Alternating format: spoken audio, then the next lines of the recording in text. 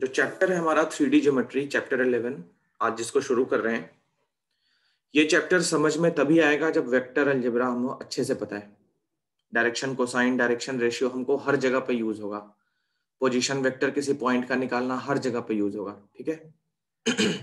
और class 11th की 3D भी हमको चाहिए, जिसमें हमने सेक्शन फॉर्मूला, डिस्टेंस फॉर्मूला ये सब सीखा था, ठीक है। तो आज क्योंकि हम स्टार्ट कर रहे हैं तो मैं थोड़ा सा रिकॉल करवा देता हूं इन सबको। ओके, सबसे पहला डिस्टेंस फॉर्मूला 2 पॉइंट में क्या होता है, जल्दी जल्दी जल्दी जल्दी 5 मिनट्स में। हम में से बहुतों को पता होगा ये सब चीजें, बट फिर भी एक बार एट अ ग्लांस स्टार्ट में इनको लिख लें। जैसे मान लो पॉइंट पी है, अभी लिखना नहीं है, ठीक है, पूरा देख लो पहले। पॉइंट पी है, इसका कोऑर्डिनेट है x1, y1, z1।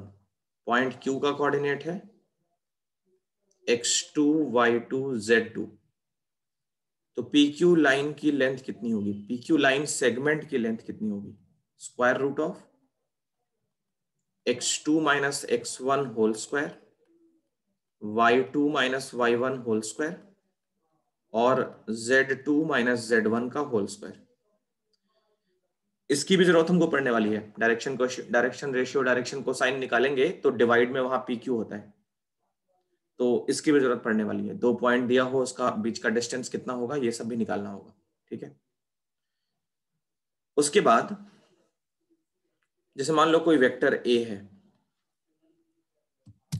Vector A है तो उसका जो कंपोनेंट्स हैं A1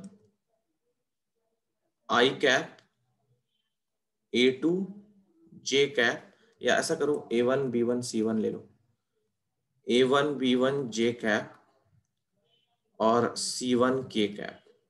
तो इसमें जो स्केलर कंपोनेंट्स हैं, वेक्टर ए के स्केलर कंपोनेंट्स हैं A1 B1 and C1। Vector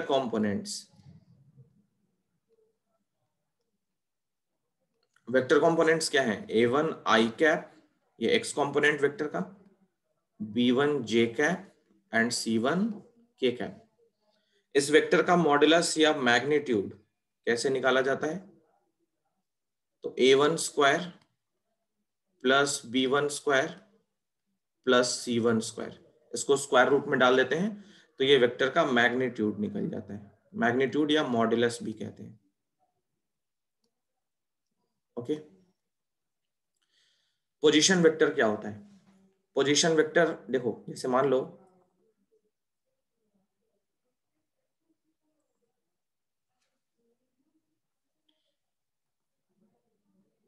हम कार्टेशियन प्लेन नहीं, स्पेस फॉर्म कर रहे हैं XYZ एक्सिस के साथ। ये मान लो कोई पॉइंट P है, पॉइंट P का जो पोजीशन है वो x, y, z है, ये ओरिजिन है। तो पॉइंट P का पोजीशन वेक्टर क्या होगा, देखो कैसे निकालते हैं। O से P को ज्वाइन करते हैं, पोजीशन वेक्टर कैसे निकाला जाता है, मतलब OP वेक्टर। तो ये रैंडम पॉइंट है ना x, y, z, इसके पोजीशन वेक्टर को R वेक्टर भी कहा जाता है। बहुत इंपॉर्टेंट है ये।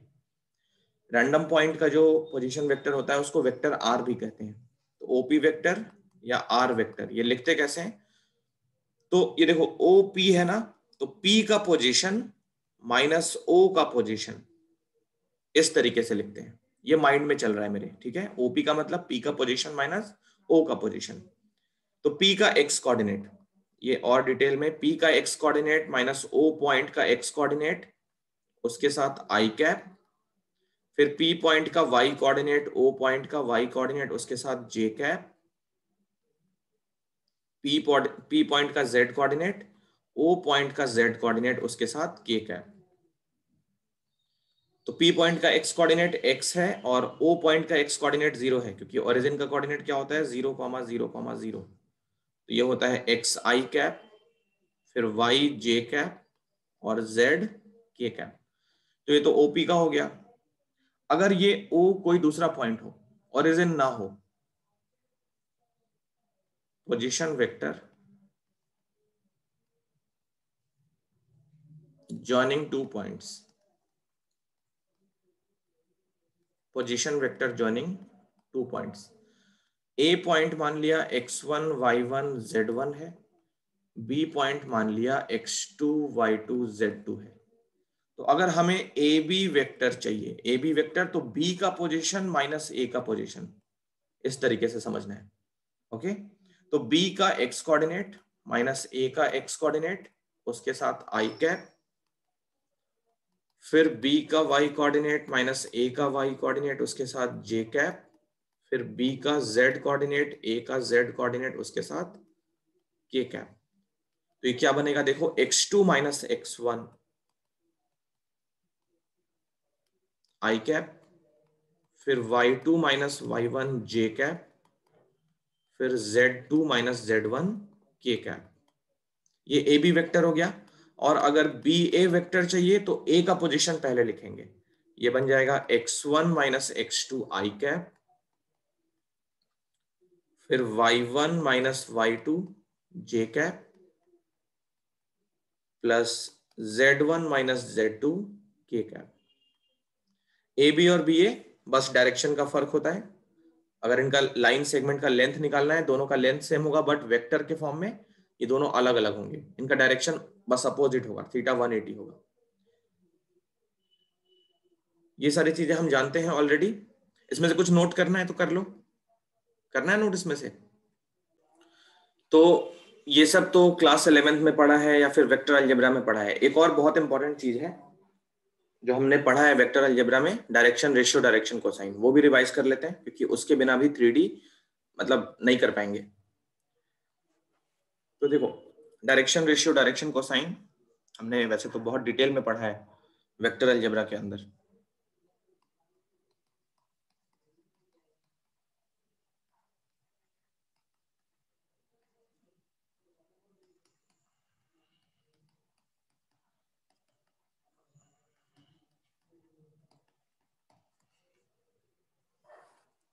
Direction ratio and direction cosines. देखो क्या होता है, कार्टेशियन प्लेन एक्स और वाई में होता है। हम एक्स वाई जेड एक्सिस लेते हैं, स्पेस लेते हैं।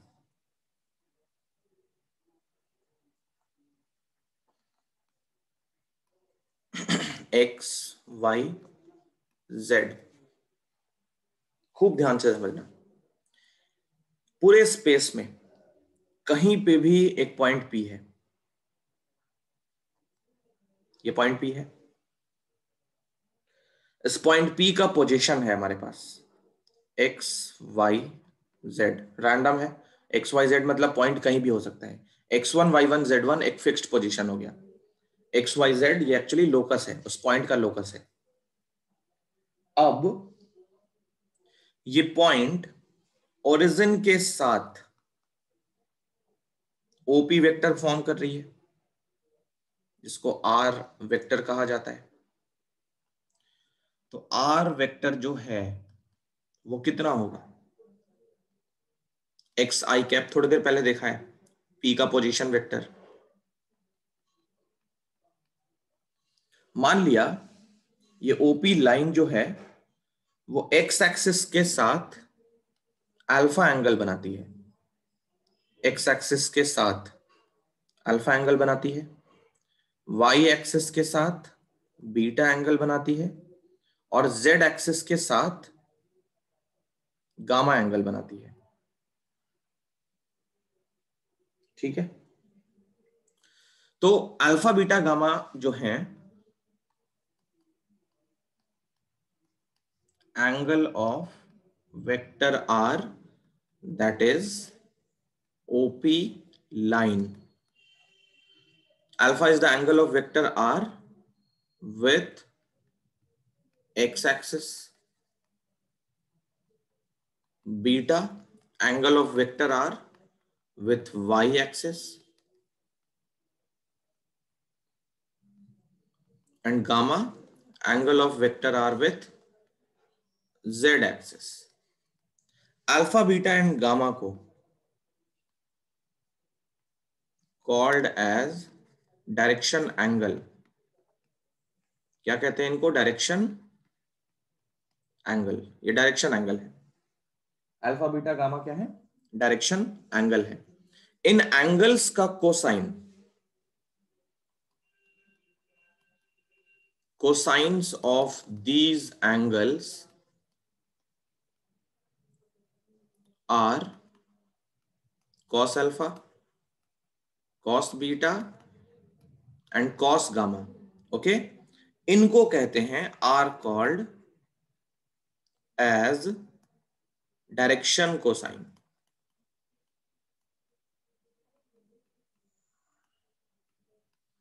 दे are represented by L, M and N।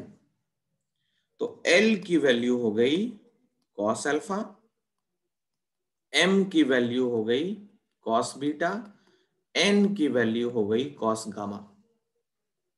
Okay, alpha beta क्या है? डायरेक्शन एंगल्स हैं, direction angles. Alpha beta gamma direction angles हैं। इनके कोसाइन्स अगर कर लें, cos alpha, cos beta, cos gamma, जिसको L, M, N से रिप्रेजेंट करते हैं, इनको बोलते हैं direction cosine, DC, D dot C dot. Okay, तो L, M, N हमारे डायरेक्शन कोसाइन्स हैं। अब देखो, ये हमारी एक्स एक्सिस, ये पॉइंट P, ये एंगल हमारा अल्फा है, ये एक्स एक्सिस है मान लो, ये पॉइंट P है। पॉइंट P से परपेंडिकुलर ड्रॉ करो एक्स एक्सिस पे, PM। OP वेक्टर R है। अगर OP की लेंथ चाहिए तो R का मैग्नीट्यूड कर लेंगे। ये हमारा OM जो है वो x की वैल्यू है, x कोऑर्डिनेट है। मान लो पॉइंट P का कोऑर्डिनेट 1, 2, 3 होता तो OM की लेंथ क्या होती? 1 यूनिट। अगर P पॉइंट का x कोऑर्डिनेट 5 होता तो OM की लेंथ क्या होती? 5 होती। अभी हमारे पास OM की लेंथ कितनी है? रैंडम वैल्यू x है। तो इस ट्रायंगल में cos अल्फा कितना होगा? cos अल्फा बताओ। x अपॉन वेक्टर r का मॉड्यूलस। ओके, और cos अल्फा क्या होता है? L होता है। यस और नो? तो यहां से L की वैल्यू क्या हो जाएगी? L की वैल्यू हो जाएगी, सॉरी, x की वैल्यू क्या हो जाएगी? x की वैल्यू हो जाएगी r का मॉड्यूलस इंटू L। ये समझ आ रहा है कि नहीं आ रहा है? Yes sir. Yes sir. ठीक है, तो x यहां पे लिखते हैं डायरेक्टली L इंटू r का मॉड्यूलस। इसी तरीके से y क्या हो जाएगा? L into, sorry, m into r का मॉड्यूलस, और z क्या हो जाएगा? n इंटू r का मॉड्यूलस। है ना? ये होगा कि नहीं होगा? Yes sir. तो अगर हम L square plus M square plus N square करें, L square plus M square plus N square करें तो क्या मिलेगा? देखो क्या मिलेगा, यहां मिलेगा L की जगह पे क्या लिखोगे? X square upon modulus R का स्क्वायर, मॉड्यूलस R का square, plus Y square upon modulus R का square, plus Z square upon modulus R का स्क्वायर। तो इन सब में मॉड्यूलस R का स्क्वायर कॉमन हो जाएगा, सॉरी, वो हो जाएगा, कॉमन तो हो ही जाएगा, एलसीएम हो जाएगा। ऊपर मिलेगा X square plus Y square plus Z square. चलो अब यहां से देखो जरा, अगर हम R का मॉड्यूलस ले लें तो कितना होगा? Under root of x square plus Y square plus Z square ही तो होगा। तो ऊपर हो गया x square plus Y square plus Z square का स्क्वायर, इसको लिख सकते हैं R का मॉड्यूलस उसका स्क्वायर। डिनोमिनेटर में R का मॉड्यूलस उसका स्क्वायर ऑलरेडी वेट कर रहा है, तो ये कितना हो गया? 1। तो ये बात पता चली कि L square plus M square plus N square की वैल्यू 1 होती है। ये बहुत बहुत इंपॉर्टेंट रिजल्ट है, कई क्वेश्चन हम इसी पे सॉल्व कर लेंगे, ये बहुत इंपॉर्टेंट है। अब यहां देखो, जो ये L इंटू आर वेक्टर है, M इंटू आर वेक्टर है और N इंटू आर वेक्टर है, ये एक्स वाई जेड की वैल्यू है। अब एक्स वाई जेड क्या है? एक्चुअली वेक्टर आर का x component, y component, z component. तो कोई नॉर्मल वेक्टर है, मान लो ए, ये A1 आई कैप, A2 जे कैप, या B1 मान लेते हैं, और C1 जे कैप। तो ये A1 की जो वैल्यू है वही तो एक्स कॉम्पोनेंट है, वही तो एक्स कोऑर्डिनेट है। तो L इंटू आर क्या है? A1 है, ये B1 है, ये C1 है। इनको बोलते हैं ABC भी बोल सकते हैं, ABC भी बोल सकते हैं। अगर एक ही वेक्टर है तो ABC मान लो इसको। ओके, तो A की वैल्यू देखो क्या होगी। A की वैल्यू होगी L इंटू आर। मैं R लिख रहा हूं मतलब R का मॉडुलस है, वेक्टर साइन नहीं लगा रहा हूं क्योंकि स्केलर नंबर होगा। B की वैल्यू होगी M इंटू आर, C की वैल्यू होगी N इंटू आर। इनको बोलते हैं डायरेक्शन रेशियोज, या इसको डायरेक्शन नंबर भी कहा जाता है, direction numbers.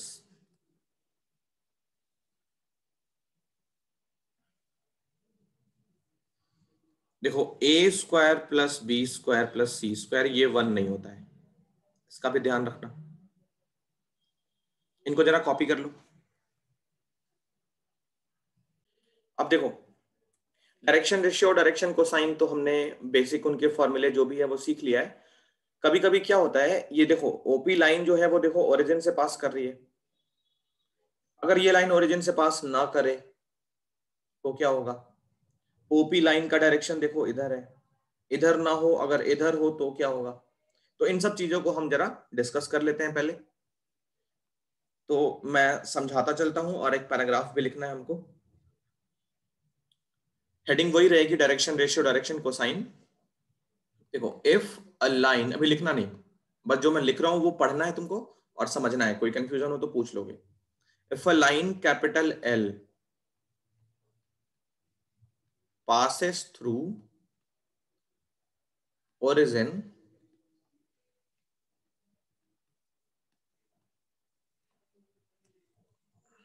making angles alpha, beta and gamma with x, y and z axis। ये लाइन L है, passes through origin, alpha beta gamma इसके डायरेक्शन एंगल्स हैं with respect to x, y and z axis। Then the direction cosines are small l cos alpha, small m cos beta, small n equal to cos gamma, where L square plus m square plus n square equal to 1। ठीक है, but ये सब कब है? जब line origin से पास कर रही है। सोचो क्या होगा अगर लाइन ओरिजिन से पास ना करे, या इस लाइन का डायरेक्शन रिवर्स कर ले, पहले वो डिस्कस कर लेते हैं। If we reverse the direction, क्योंकि वेक्टर फॉर्म है तो लाइन का दोनों साइड पे डायरेक्शन हो सकता है। If we reverse the direction of L, the direction angles would be, बता सकते हो क्या होंगे? डायरेक्शन एंगल्स मतलब angles with respect to x y z क्या होंगे?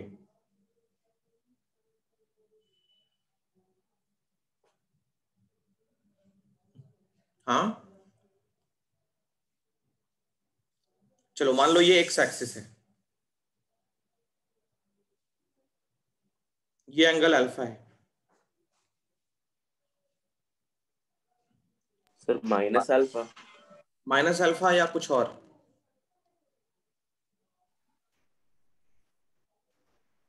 पाई माइनस अल्फा सप्लीमेंट हाँ करेंगे। अच्छा हाँ, पाई माइनस अल्फा। हाँ 180 माइनस अल्फा। हाँ वही वही सप्लीमेंट बोलते हैं। 180 हाँ अगर कम होता है तो सप्लीमेंट्री एंगल्स होते हैं। यस तो दीज एंगल्स वुड बी, ये एंगल्स होंगे pi minus alpha,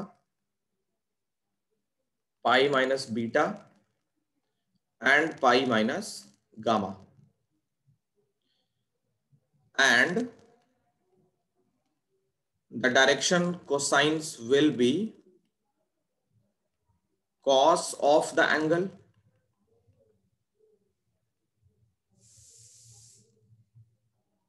and cos pi minus gamma। तो ये कितने होंगे? That is minus cos alpha. Cos 180 minus theta क्या होता है? Minus cos theta. तो minus cos alpha minus cos beta and minus cos gamma. ठीक है, तो अगर लाइन का डायरेक्शन हम रिवर्स कर दें तो क्या होंगे? डायरेक्शन रेशियो माइनस में आ जाते हैं, क्योंकि वेक्टर उल्टा हो जाएगा ना, रिवर्स हो जाएगा, तो माइनस तो आएगा। अब नेक्स्ट पॉइंट इसमें है, ये लाइन ओरिजिन से पास कर रही थी, कैपिटल एल। अगर ये लाइन ओरिजिन से पास ना करे तो क्या होगा? If the line L does not passes through origin,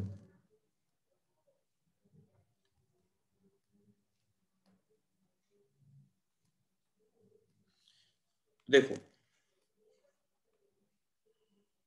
2 dimensional में बात कर लेंगे, सिर्फ एक्स के साथ बात करते हैं, वाई जेड के साथ अंडरस्टूड हो जाएगा। ये लाइन ओरिजिन से पास कर रही है, इसका एंगल क्या है? अल्फा है। अब एक लाइन जो ओरिजिन से पास नहीं कर रही है, तो उस केस में क्या करेंगे? ये वाली लाइन हम लेना है, इस वाली लाइन को लेना है। तो इस लाइन के क्या करेंगे? इस लाइन का डायरेक्शन को साइन चाहिए, तो क्या करेंगे? पहले मैंने वो वाली लाइन ड्रॉ कर ली है, रुक जाओ। मान लो ये वाली लाइन है, ये ओरिजिन से पास नहीं कर रही है, इसका हमको डायरेक्शन को साइन चाहिए। तो मान लिया एक ऐसी लाइन जो इसके पैरेलल हो और ओरिजिन से पास करती हो, तो ये लाइन जो भी एंगल बनाएगी एक्स के साथ, वही एंगल ये लाइन भी बनाएगी। ये बात समझ में आ रही है कि नहीं? Yes sir. Yes sir. Yes sir. इस लाइन का डायरेक्शन को साइन चाहिए। ये लाइन ओरिजिन से पास नहीं कर रही है, तो हमें क्या करना है? इसका angle with respect to x axis चाहिए। तो एक ऐसी लाइन बनाते हैं जो ओरिजिन से पास कर रही है और इस लाइन के पैरेलल है। तो ये वाली लाइन एक्स के साथ अगर अल्फा एंगल बनाती है, तो ये भी अल्फा एंगल बनाएगी, करस्पॉन्डिंग एंगल्स इक्वल होते हैं। तो उस केस में हम क्या करते हैं? अगर ये लाइन हमारी एल ओरिजिन से पास नहीं कर रही है, does not passes through origin, then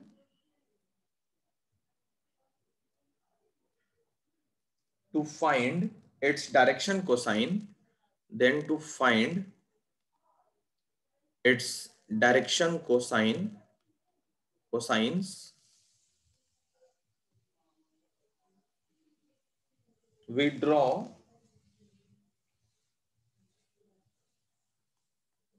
a line। ये लाइन एल के बारे में बात हो रही है, ठीक है। We draw a line parallel to L and passes through origin। Sir हमने इसमें पैरेलल शिफ्टिंग कर दिया ना लाइन का? नहीं, ओरिजिन को ऊपर शिफ्ट कर लिया। मतलब सिर्फ एक्स की बात करें अगर, देखो ये लाइन अगर यहाँ पे है और हमारा ओरिजिन अगर यहाँ पे है, तो हम क्या करते हैं? इस लाइन को ले आते हैं ओरिजिन पे। तो हाँ, ये वो पैरेलल शिफ्ट हो गया फिर। हाँ करेक्ट, बट एक्स एक्सिस के पैरेलल वो लाइन रहेगी जरूरी नहीं है। तो पैरेलल शिफ्टिंग का मतलब ये मत समझना कि एक्स एक्सिस को पैरेलली ऊपर शिफ्ट कर रहे हैं। अच्छा, ठीक है। ठीक है, तो एक्स एक्सिस के पैरेलल ये लाइन रहेगी जरूरी नहीं है। ये लाइन एक्स के साथ किसी एंगल पे इंक्लाइंड हो सकती है। हम क्या कर रहे हैं? बस इस लाइन को ओरिजिन पे लेके आ रहे हैं, ओरिजिन से पास करना इसको हम चाहते हैं, ओरिजिन से पास करें। हाँ, देखो दो पैरेलल लाइंस के बीच ओके। का जो भी एंगल होता है एक्स के साथ वो इक्वल होता है, तो उसी कॉन्सेप्ट को यूज करेंगे। हाँ, वो सेम रहेगा। नाउ ये ओरिजिन से पास करता हुआ कर लिया। Now we take the direction cosine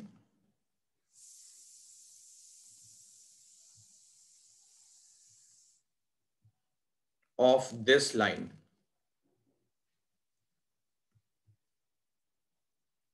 as the direction cosines of two parallel lines are always equal. Equal होगा कि नहीं दो पैरेलल लाइंस का? यस सर, बिल्कुल इक्वल होगा। क्योंकि cos अल्फा, अल्फा तो एंगल सेम होगा। सबसे पहली चीज, दो पैरेलल लाइन हाँ के साथ सेम एंगल बनाएगी, y के साथ सेम, z के साथ सेम, तो उनके cos भी तो सेम ही होंगे, है ना? अब देखो, यस सर। तो यहां तक एक छोटा सा पार्ट हो गया। अब कोई भी three numbers, any three numbers, यहां से एक फॉर्मूला बन रहा है, ठीक है? तो ये इंपॉर्टेंट है। Any three numbers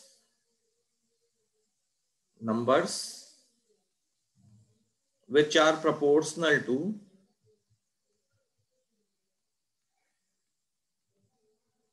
any three numbers which are proportional to L, M and N, that is direction ratios, direction cosines,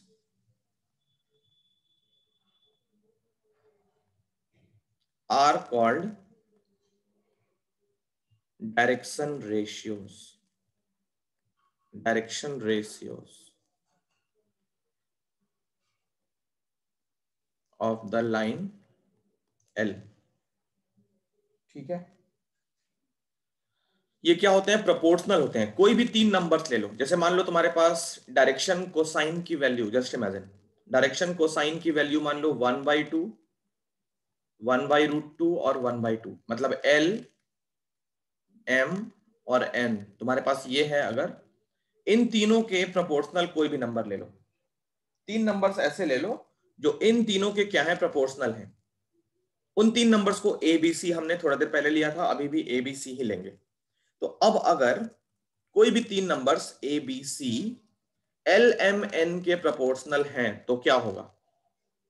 any three numbers, यहां पे मैं ब्रैकेट में कुछ ऐड कर देता हूं, एनी थ्री नंबर्स ABC, जिनको डायरेक्शन रेशियो बोलते हैं, लास्ट में बोल भी रहे हम लोग, which are proportional to LMN, तो क्या होगा?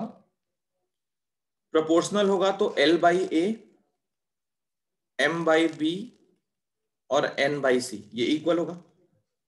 प्रोपोर्शनल का मतलब ये रेशियो इक्वल है कि नहीं? तो इसको हमने K अज्यूम कर लिया, L/A, M/B, N/C equal to K, क्योंकि ये प्रोपोर्शनल है तो इनका रेशियो क्या होगा? इक्वल, उसको हमने K मान लिया। अब यहां से अगर L की वैल्यू फाइंड करें तो A के, M की वैल्यू फाइंड करें तो B के, और N की वैल्यू फाइंड करें तो C के। ओके, अब क्या है, हमें यह पता है कि L² plus M² plus N² कितना होगा?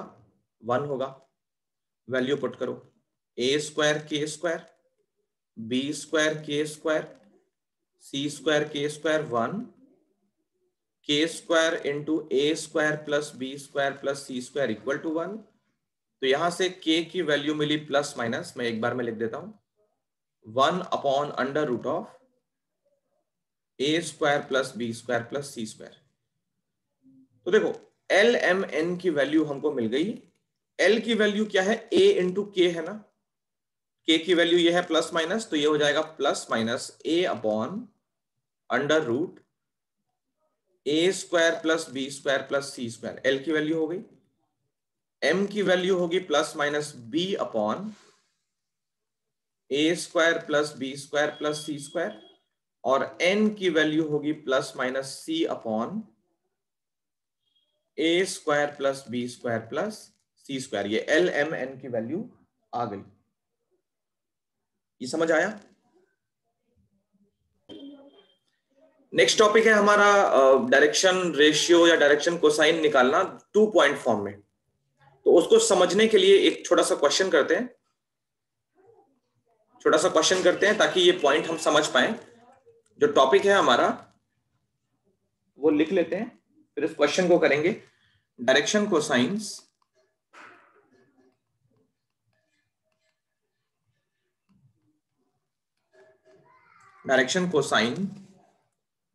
of a line, direction cosines of a line passing through two given points.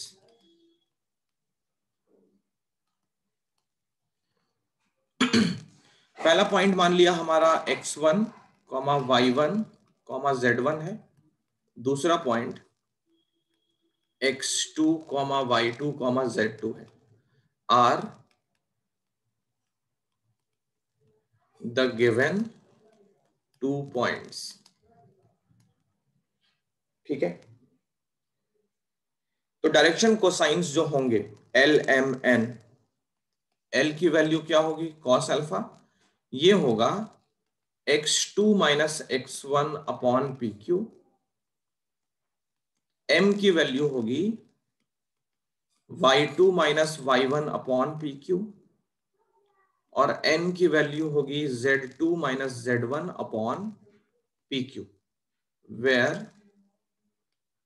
P Q कितना होगा, डिस्टेंस फॉर्मूला इन दोनों पॉइंट्स के बीच में, x2 minus x1 whole square, y2 minus y1 whole square, z2 minus z1 whole square. तो ये हमारे direction cosines हैं। इनमें also x2 minus x1, y2 minus y1 and z2 minus z1 are the direction ratios.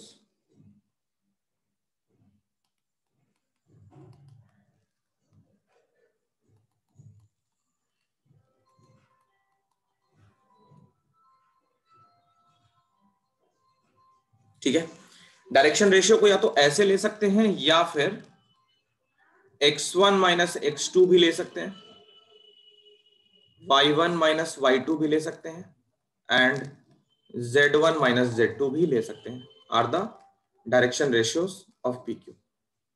तो ये है topic. अब इसको समझने के लिए एक छोटा सा क्वेश्चन करते हैं, क्वेश्चन है। Sir doubt. हाँ बताओ क्या डाउट है। सर जो डायरेक्शन रेशियो हम ले रहे हैं सर, इसका मॉड लेना है या फिर ऐसी?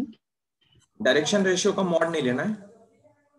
x2 देखो तभी तो ये माइनस मतलब काउंटर नहीं कर रहे हैं, x2 माइनस x1 या x1 माइनस x2, मॉड नहीं ले रहे हैं।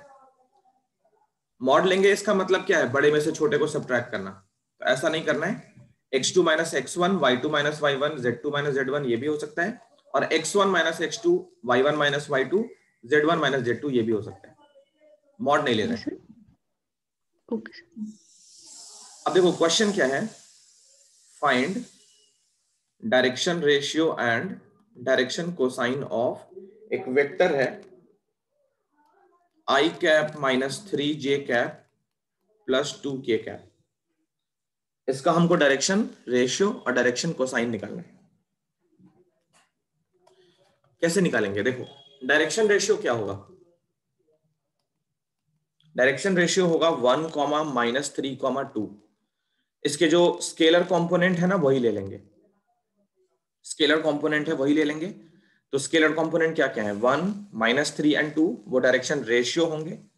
डायरेक्शन कोसाइन के लिए क्या करना है, इन स्केलर जो नंबर लिए हैं 1 को, ये मान लिया वेक्टर r है, 1 को r के मॉडुलस से डिवाइड करना है, फिर -3 को मॉड r और 2 को मॉड r से डिवाइड।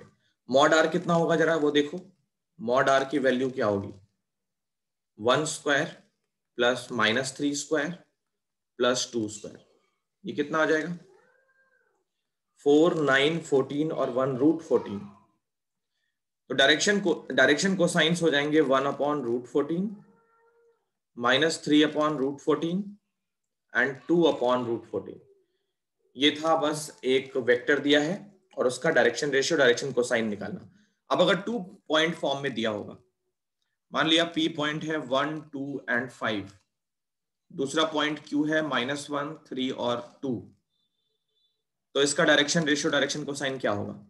तो जो वेक्टर फॉर्म होगा PQ वेक्टर कितना होगा, Q का पोजीशन माइनस P का पोजीशन, तो -1 I cap plus 3 - 2 J cap plus 2 minus 5 के कैप। तो देखो ये क्या लिखा हुआ है, अगर P को हम x1 y1 z1 लिखें और Q को लिखें x2 y2 z2, तो ये एक्चुअली में x2 minus x1 i cap लिखा हुआ है, फिर y2 minus y1 j cap लिखा हुआ है, फिर z2 minus z1 k cap लिखा हुआ है। यस और नो? Yes sir. अब बताओ मुझे इस लाइन का डायरेक्शन रेशियो क्या होगा, इस लाइन का।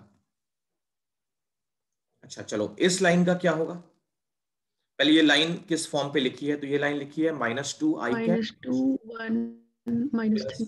हाँ -3 ऐसे। तो इस लाइन का डायरेक्शन रेशियो क्या होगा, -2 -2 1 -3। अब ये -2 क्या है, x2 माइनस x1 ही तो है। यस और no? Yes sir. Yes sir. ये 1 क्या है, ये y2 माइनस y1 ही तो है, और ये -3 क्या है, z2 माइनस z1। तो ये बात समझ में आ गई कि ये सारे हमारे क्या होंगे, डायरेक्शन रेशियोज होंगे। अब देखो डायरेक्शन कोसाइन इतना कैसे आया। हाँ, अब देखो डायरेक्शन कोसाइन इतना कैसे आया, इस लाइन का, किस लाइन का, इस लाइन का डायरेक्शन कोसाइन डीसी कैसे निकालोगे, -2 के साथ r का मॉड्यूलस डिवाइड, फिर 1 के साथ r का मॉड्यूलस डिवाइड, ये एग्जांपल मैंने इसीलिए कराया है, फिर -3 के साथ r का मॉड्यूलस डिवाइड, यही तो होगा। अब r का मॉड्यूलस क्या होगा, pq की लेंथ ही तो होगी, जो ये है। r का मॉड्यूलस मतलब इस वेक्टर का मॉड्यूलस है ना, इस वेक्टर का मॉड्यूलस। अब देखो इस वेक्टर का मॉड्यूलस कैसे लिखोगे, -2 का स्क्वायर, जिसको क्या लिखोगे, x2 माइनस x1 का स्क्वायर, 1 का स्क्वायर, 1 मतलब y2 माइनस y1 हमारे एग्जांपल के अकॉर्डिंग, फिर इस -3 का स्क्वायर मतलब क्या होगा, z2 माइनस z1 का स्क्वायर। ये वेक्टर r का मॉड्यूलस हो गया, और इसी को तो हम OP कह रहे हैं, सॉरी PQ कह रहे हैं, यही तो हमारा PQ है। देखो यहाँ पे, तो कनेक्शन समझ में आया हर चीज का। Yes sir. Anjali? Yes sir. ठीक है, तो कॉस अल्फा भी अब समझ में आ रहा होगा। कॉस अल्फा देखो कैसे लिखा हमने, कॉस अल्फा वैसे क्या होगा, देखो यही तो है कॉस अल्फा, 1/√14। अब 1 की जगह पे जैसे कॉस अल्फा लिखना है, ये 1 जो है इस वाले एग्जांपल में यही तो कॉस अल्फा है, ये कॉस बीटा है, ये कॉस गामा है ना। तो 1 जो आया है ऊपर वाला नंबर वो क्या है, x2 माइनस x1 है। तो कॉस अल्फा हो गया x2 minus x1 upon r का मॉड्यूलस मतलब PQ, यही हमने यहाँ पे लिखा है देखो। फिर ये m जो है वो कॉस बीटा है, और n जो है वो कॉस गामा है ना। तो हर चीज वही है, बस थोड़ा सा फॉर्म चेंज हो गया है। चलो ये कॉपी कर लो डायरेक्टली। तो जो फर्स्ट एक्सरसाइज है 11.1, उसके सारे कॉन्सेप्ट्स हमारे हो गए हैं। हम चलते हैं एक्सरसाइज पे 11.1।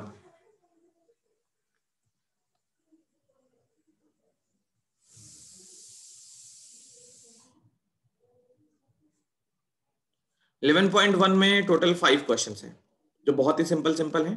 ये इंट्रोडक्शन वाला एक्सरसाइज है। पहला क्वेश्चन देखो, if a line makes angle 90, 135 and 45 with x, y, z axis respectively, find its direction cosine। इससे सिंपल क्वेश्चन क्या हो सकता है।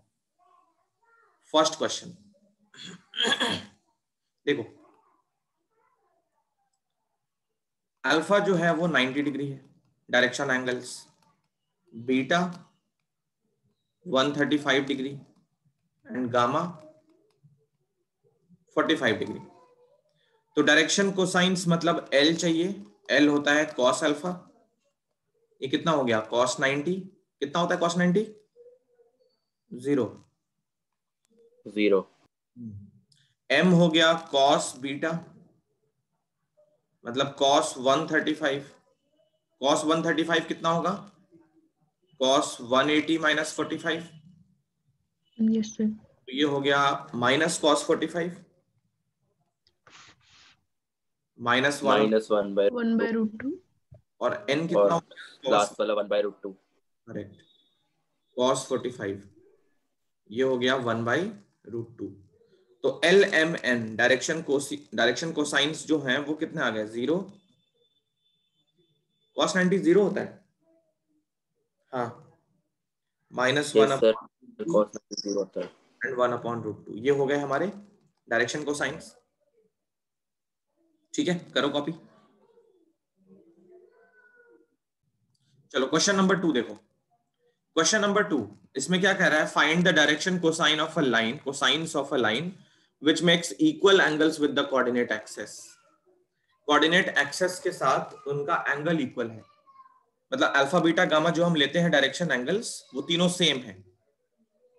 ठीक, अल्फा बीटा गामा तीनों क्या है? सेम है। देखो सर हम्म, सर इसमें =1 कर देते हैं। हाँ वही और वही तीनों ही cos स्क्वायर अल्फा है, तो 3 cos square alpha = 1, cos correct. Square alpha 1/3। इसमें क्या दिया है? Alpha equal to beta equal to gamma, तीनों एंगल्स इक्वल है। एल क्या होता है? Cos alpha.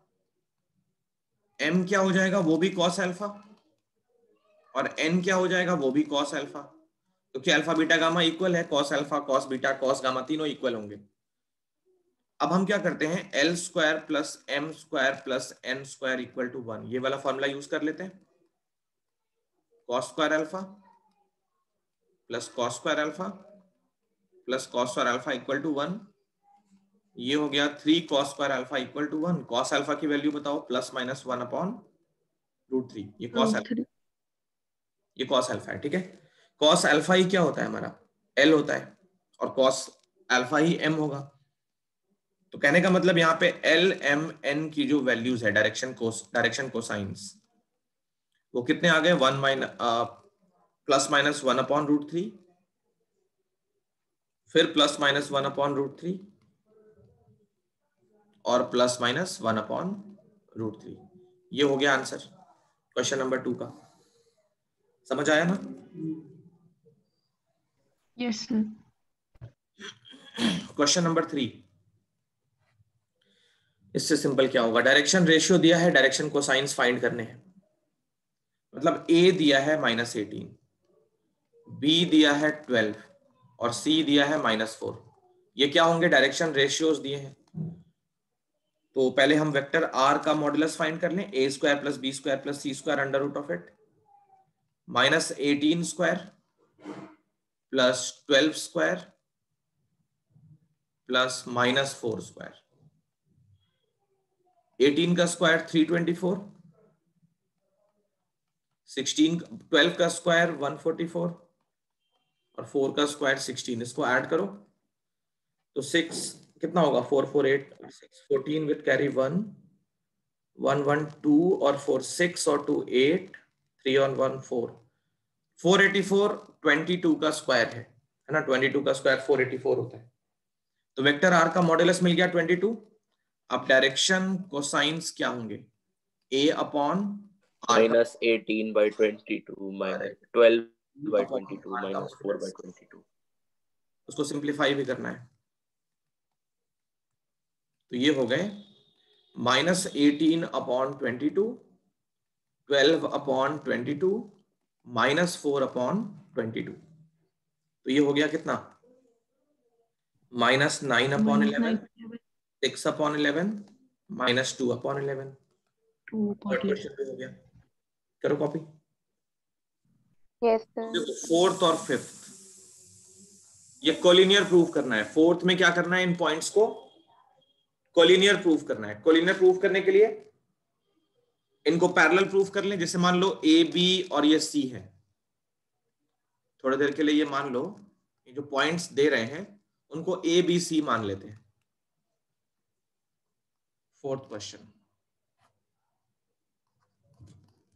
ए मान लिया 2 3 4, बी मान लिया -1 -2 एंड 1, सी मान लिया 5 8 और 7। देखो वेक्टर अलजेब्रा में हमने ये पढ़ा है, वेक्टर ए अगर लैम्डा बी के इक्वल हो जाए तो ए और बी क्या होते हैं? पैरेलल होते हैं। अगर vector a minus lambda into b हो जाए तो ये एंटी पैरेलल होते हैं, है ना। इन दोनों ही केसेस में वेक्टर्स कैसे होते हैं? कोलिनियर होते हैं। यही तो पढ़ा है ना, याद आ रहा होगा। इन दोनों ही केसेस में, चाहे वो पैरेलल हो चाहे एंटी पैरेलल हो, वेक्टर्स कैसे होते हैं? कोलिनियर होते हैं। तो यहां हमको यही काम करना है। हम क्या करते हैं, पहले ए बी वेक्टर निकालते हैं, फिर बीसी वेक्टर निकालेंगे, और उन दोनों के हमने ये थोड़ी देर पहले ये भी देखा था कि अगर दो वेक्टर्स पैरेलल हैं तो उनके डायरेक्शन कोसाइंस क्या होते हैं? इक्वल। आज ही पढ़ा है, एक जगह पे लिखवाया था मैंने, जब ओरिजिन से पास कर रहे थे उस लाइन को। याद आया?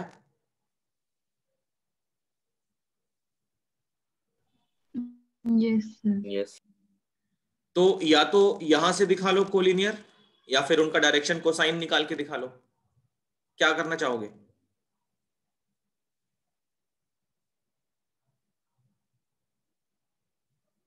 डायरेक्शन को साइन से कर लेते हैं। डायरेक्शन कोसाइन से कर लें, ठीक है चलो। तो इसको ए बी सी मान लिया, चलो ए बी सी मान लिया तो मान लिया। अब क्या करते हैं, ए बी का डायरेक्शन कोसाइंस निकालते हैं। कितना होगा निकालो। डायरेक्शन कोसाइन या डायरेक्शन रेशियो निकाल लें। डायरेक्शन कोसाइन में कुछ नहीं करना है, ए बी के मॉडुलस से डिवाइड करना होगा, तो उसका कुछ इंपैक्ट पड़ेगा नहीं। हम डायरेक्शन रेशियो निकालते हैं ए बी का, और डायरेक्शन रेशियो निकालते हैं बीसी का। निकालो जरा।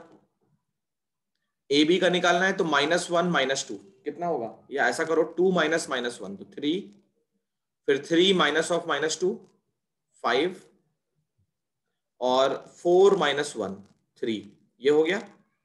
अब निकालो बीसी। -3 होगा ना कहाँ पे? 4 पहले माइनस, वाला? नहीं इसमें से ए में से बी सब्ट्रैक्ट कर रहे हैं। ये बताया था ना, x2 माइनस x1 या x1 माइनस x2 कुछ भी ले लो। अच्छा कुछ ओके। अरे वहां पे थोड़ी देर पहले लिखा था ना हमने, या तो x2 माइनस हाँ x1। हाँ याद आ गया सर, x2 माइनस x1 भी ले सकते हैं, x1 माइनस x2 भी ले सकते हैं, तो मैं x2 माइनस x1 ले रहा था। हाँ बिल्कुल। अच्छा बीसी का क्या होगा, इस बार हम सी में से बी माइनस कर लेते हैं क्योंकि दोनों माइनस खत्म हो जाएंगे। तो 5 माइनस -1 6, 8 माइनस -2 10, और 7 माइनस 1 तो 6। अब तुम देख सकते हो जो बीसी के डायरेक्शन कोसाइंस हैं वो 2 कॉमन कर लें तो 3 5 और 3 ऐसे हो जाएंगे, मतलब 2 into direction ratios of A B, ऐसा लिख सकते हैं, बोलो। Yes sir. तो हो गया ना पैरेलल। पैरेलल हो गया मतलब कोलिनियर हो गया। So A B is parallel to B C, ये वाला पैरेलल हो गया क्योंकि 2 पॉजिटिव आ रहा है, तो ए बी बी सी के पैरेलल हो गया, and point A B C are collinear.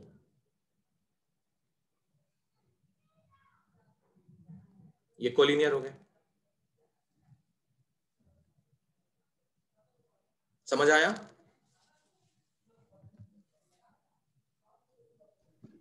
Yes sir. अच्छा इसका एक और मेथड है, डायरेक्शन कोसाइन डायरेक्शन रेशियो वाला है। अब देखो वेक्टर फॉर्म में दिया होता, अगर वेक्टर अलजेब्रा में होता यही क्वेश्चन, तो क्या करते? हम ए बी का निकालते पोजीशन वेक्टर, तो बी माइनस ए, या ऐसा करो बी ए का निकालो, माइनस नहीं चाहिए हमको।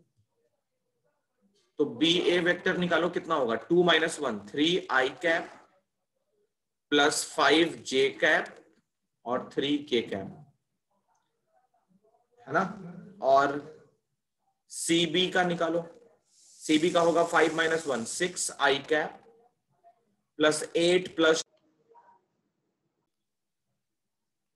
सीबी का पोजीशन वेक्टर क्या हुआ 5 माइनस -1 6, फिर हो गया 8 माइनस -2 10 जे कैप प्लस 7 माइनस 1 तो 6 के कैप, ये लास्ट में के कैप है। सर सीबी में बी माइनस सी होगा ना? हाँ बी माइनस सी, अच्छा अच्छा, नहीं चलो तो इसको बी सी रहने दो, फिर ये बी सी वेक्टर है। बी सी वेक्टर मतलब सी माइनस बी, तो 5 प्लस 1 8 प्लस 2 7 माइनस 1 6 के कैप। देखो बीसी वेक्टर को हम ऐसे लिख सकते हैं ना, 2 into 3 i cap plus 5 j cap plus 3 k cap, तो ये हो गया 2 into BA vector. BC vector is equal to 2 into BA vector. तो ये पहला फॉर्म मिल गया, देखो vector A equal to lambda into b where lambda is 2। सो BC vector is parallel to BA। इन दोनों में देखो B पॉइंट कॉमन दिख रहा है, B पॉइंट कॉमन दिख रहा है मतलब एक ही पॉइंट से पास कर रहे हैं। B पॉइंट कॉमन दिख रहा है मतलब क्या हुआ, ABC collinear, and A B and C ये कैसे हो गए, कोलिनियर हो गए। ठीक, तो ये हो गया, दोनों मेथड से कर लिया हमने। कॉपी करो उसको। क्वेश्चन नंबर 5 में find the direction cosines of the sides of triangle whose vertices are A B and C. थोड़ा लंबा है बट सिंपल है, ठीक है। ये पॉइंट ए मान लिया, इस पॉइंट को बी मान लिया, इस पॉइंट को सी मान लिया। पॉइंट ए का कोऑर्डिनेट 3 5 -4, पॉइंट बी का कोऑर्डिनेट -1 1 2, पॉइंट सी का कोऑर्डिनेट -5 5 -2। दो ऑप्शंस है हमारे पास, या तो हम वेक्टर ए बी निकाल लें और उसका डायरेक्शन कोसाइंस निकालना हमको आता है, पहले डायरेक्शन रेशियो लिखेंगे फिर उसके मॉड से डिवाइड कर लेंगे। एक तो ये मेथड है, इस पे हमने एक क्वेश्चन भी किया है थोड़ी देर पहले। ओके, याद आ रहा है कि नहीं याद आ रहा है? Yes sir. ठीक है, तो एक तो ये तरीका हो गया। दूसरा तरीका ये हो गया डायरेक्टली डायरेक्शन कोसाइंस निकालने का। उसमें ए बी का डायरेक्शन रेशियो फाइंड करो, direction ratio of A B.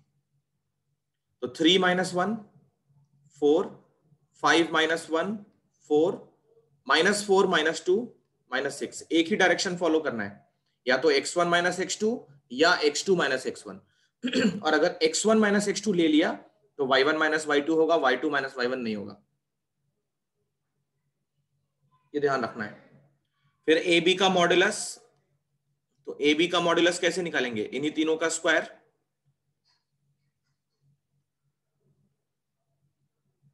है ना।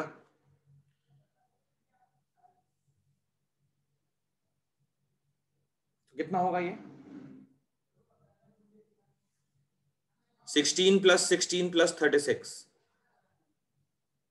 16 16 68। 68।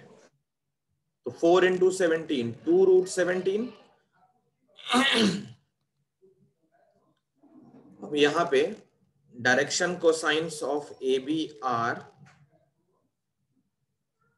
4/2√17, 4/2√17 -6/2√17। तो ये हो गया 2/√17, 2/√17 -3 ए बी का हो गया।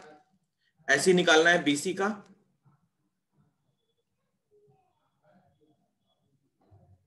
बीसी का डायरेक्शन रेशियो क्या होगा,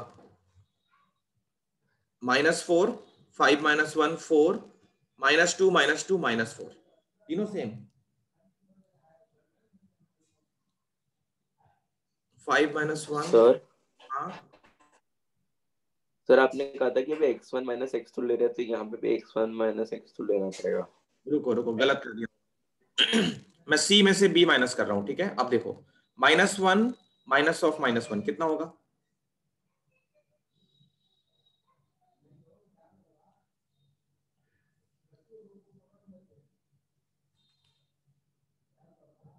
बोलो।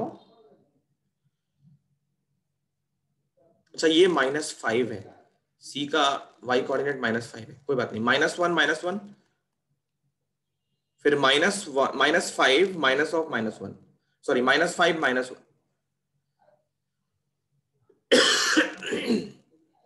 और ये हो गया ऐसा। तो बीसी का डायरेक्शन रेशियो -5 -(-1), ये हो गया -4, 5 -1 ये माइनस था, -5 -1 ये हो गया -6, और -2 -2 ये -4। अब डायरेक्शन कोसाइन के लिए बीसी का मॉडुलस चाहिए, बीसी का मॉडुलस। तो -4 का स्क्वायर, -6 का स्क्वायर और -4 का स्क्वायर, ये वैल्यू तो सेम ही रहेगी 68, तो 2√17 बाहर आ गया।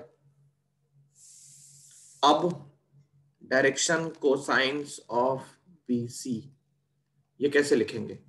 -4/2√17 -6/2√17 -4/2√17, तो ये मिल गया -2/√17 -3/√17 -2/√17। ये BC का हो गया। AC का निकाल लोगे ऐसे ही? Yes sir. Yes sir. मैं सारी कंफ्यूजन मिटाना चाहता हूं। देखो एक बार वो टॉपिक फिर से रिकॉल करो, तुम लोग आई थिंक कंफ्यूज हो रहे हो। x1 y1 z1 first point है, x2 y2 z2 second point है। तो direction ratio of vector PQ कितना होगा? x2 - x1 या x1 - x2 दोनों हो सकता है। y2 और z2 - z1 ये हो सकता है, या फिर x1 - x2 y1 - y2 और z1 - z2 ये भी हो सकता है। अच्छा, डायरेक्शन कोसाइंस क्या होगा? डायरेक्शन कोसाइंस होगा x2 - x1/PQ, PQ मतलब PQ का मॉडुलस, फिर y2 - y1/PQ और फिर z2 - z1/PQ। अगर तुमने ये लिया है तो ऐसे लिखोगे, और अगर नीचे वाला लिया है तो फिर x1 - x2/PQ, PQ की लेंथ है ये, फिर y1 - y2/PQ और z1 - z2/PQ। अब बोलो कोई कंफ्यूजन है कहीं पे भी? नो। ठीक है, तो ये कर लो कॉपी।